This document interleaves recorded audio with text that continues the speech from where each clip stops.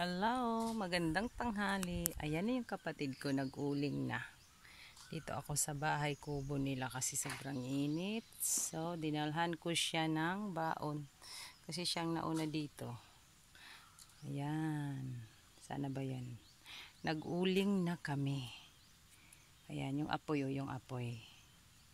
Yan, naghakot na siya ng bagol. Yan, nag-uling na. Last operation.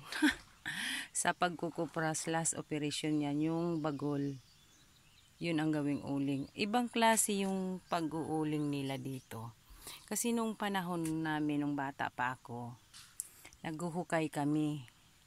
So, yung hukay, inunti-unti namin yung iba, itatapon yung mga, tawag dito, yung bagol sa Bisaya pa.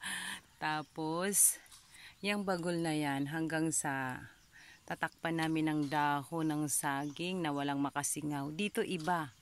Walang makasingaw at saka lupa, lahat lagyan ng ng kahoy bago ang saging. Ganun ang proseso ng uling namin dito. Dito iba.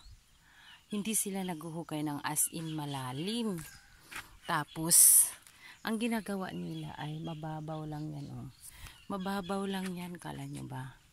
Mababaw lang yan. Tapos panay tapon. Tapos ang ginawa nila diyan, hinihintay nila na matutong yung yung bagol. Pagkatapos bubuhusan nila ng tubig. Yun ang proseso nila dito, kaya napapansin mo yan. Yung may diyan, may container, ayan, oh, sa may puno ng yan may puno ng di na kasi pwede masum. Yan, di malayo kasi ako, nandito ako sa bahay kubo nila. Pero ang sarap dito sa bahay kubo. Yan, tapos yan tapos bubuhusan nila ng tubig. Ganun, parang ang kakapagod kasi nga pag-igib ka pa ng tubig, ang layo ng igiban. Kami noon hindi eh. Iba talagang proseso ngayon, pati kahit ganyan din ang sistema nila.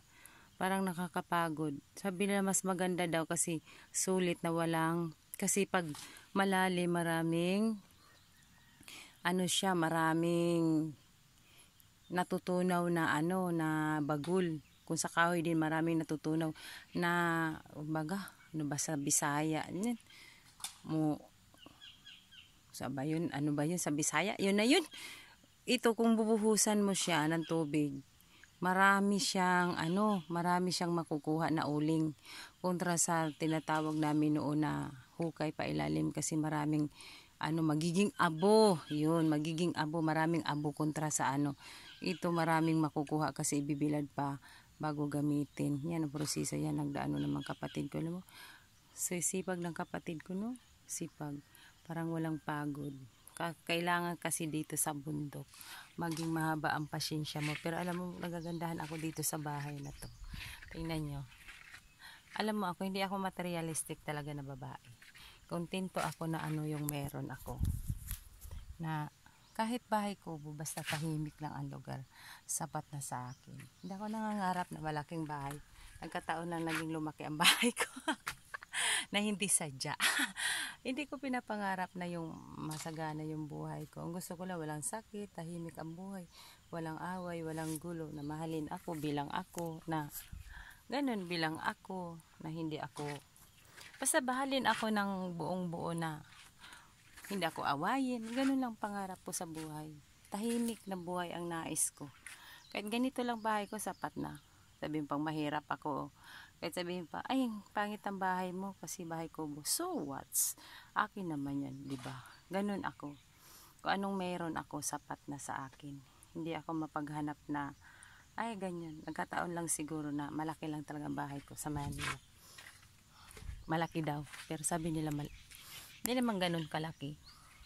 Pero masarap pa rin mamuhay ng ganitong bahay. Oh. Ako gusto ko.